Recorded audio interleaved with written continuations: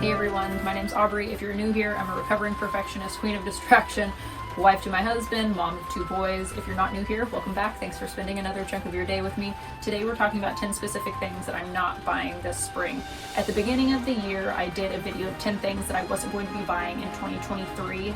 And while I had really great intentions around those, and they were focused on big goals and ambitions of mine, they weren't. There's a dog barking. I thought it was a baby crying. And while those 10 things were a really great place to start, I didn't really realize my spending habits, or rather my desire to spend, and what I'm on the hunt for in certain seasons of life, and quite literally seasons. As spring has rolled around and we're getting into gardening, there's just a different vibe now than there was back in December when I made my original list, and I'm finding myself, I have new temptations now, I guess is what I'm trying to say.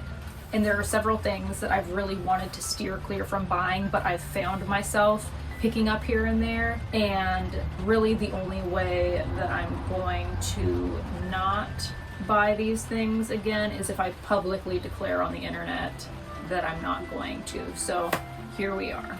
Number 1, candles. I've actually been making my own candles since the winter of 2019, other than a few candles that I bought from my son's kindergarten teacher, who makes really lovely non-toxic candles that don't give me a headache.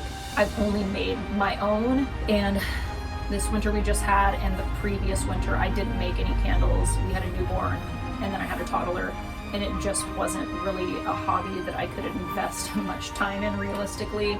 But I had ran out, and in a pinch I bought a couple candles from Target.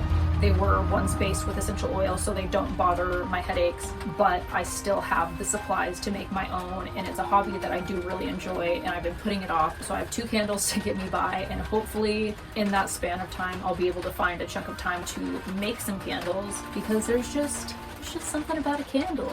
So that's something that I do want to start doing again. It just adds a little bit of brightness and cheer on a nasty day.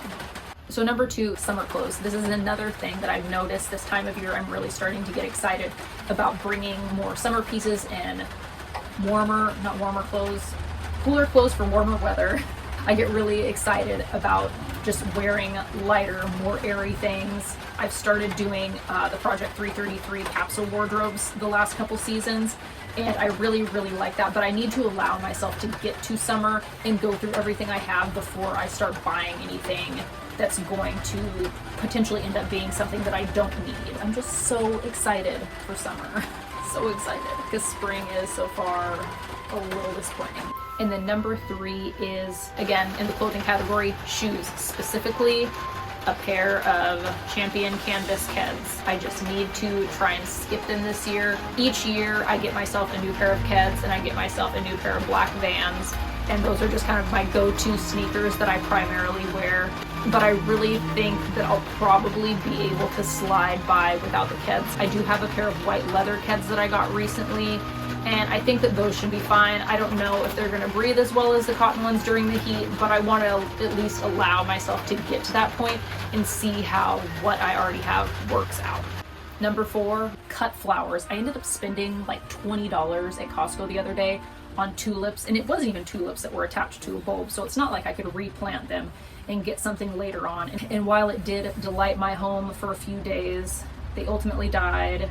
But I have several bits of tulips around my yard that are about to come up, so I'm just going to hang tight until everything starts blooming, and then just try and find little bits of cheer here and there out in the yard. There are a lot of little random wildflowers coming up right now, so nothing huge like a tulip, but it's something, and it's something that I don't have to buy.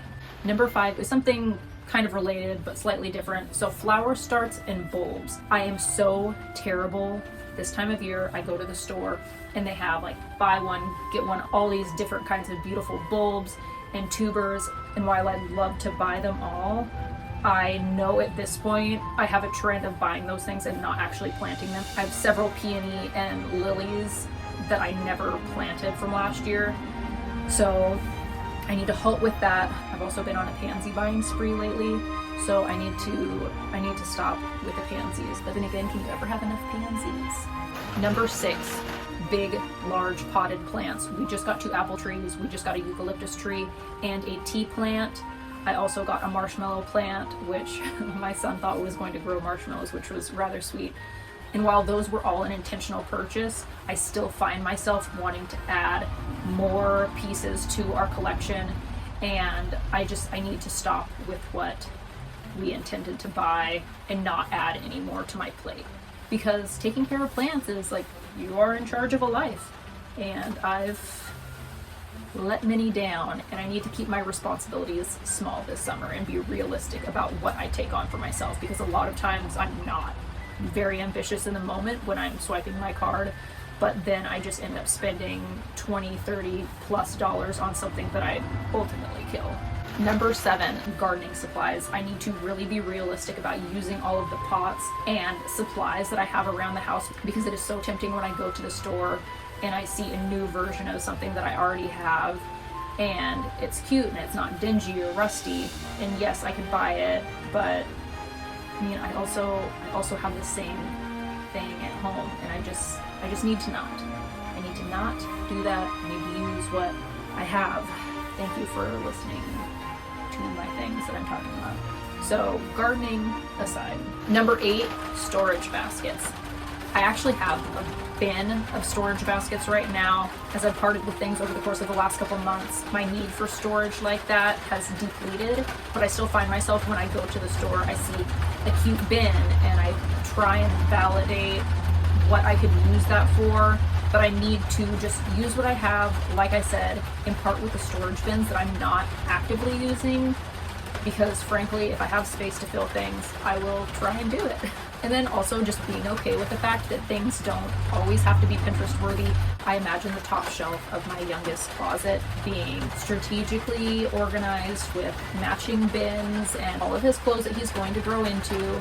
But I looked on Amazon and it was going to be $100 plus just to have stuff that matched. Diaper boxes fit just fine, and if I close the doors, well, there you go. All right, number 9. Carbonated beverages. I've recently discovered ginger beer, and while I've had ginger beer before, like in a Moscow Mule, apparently you can drink it without vodka, and I just love it. I love the spice of it. My oldest son actually referred to it once as spicy ginger ale, which he's not wrong. It's a very accurate description of it, but I really just found myself indulging in pop soda, whatever you want to call it, a lot more than I really ever would. It's not something that we drink really ever.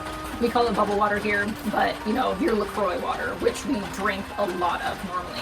But I've really found myself gravitating towards that instead of drinking regular water, and I know that it just quenches my thirst in a way that I'm not getting enough hydration throughout the day. And I did take a period of time off from it, and I noticed that I was actually drinking a lot more water and doing better with that.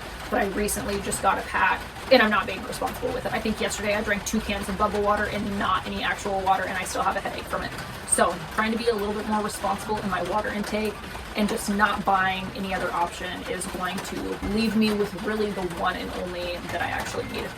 All right, number 10, last thing, outside toys, and frankly, really just toys in general. Our toy collection is to a point where we need to stop, we need to see where we are, we need to declutter. My oldest son has a really hard time parting with things, and while a lot of the toys aren't necessarily things that he's playing with, he doesn't like parting with things that he sees his friends playing with when they come over. But we did talk about the fact that we're going to be spending more time outside during spring and summer, and he was okay packing up 2 big totes of stuff that we really only play with inside during the winter and fall cooler months. So I'm hoping that by having those things out of the house, it just kind of creates a smoother system. I guess I'm kind of getting off topic. We just don't need any more toys.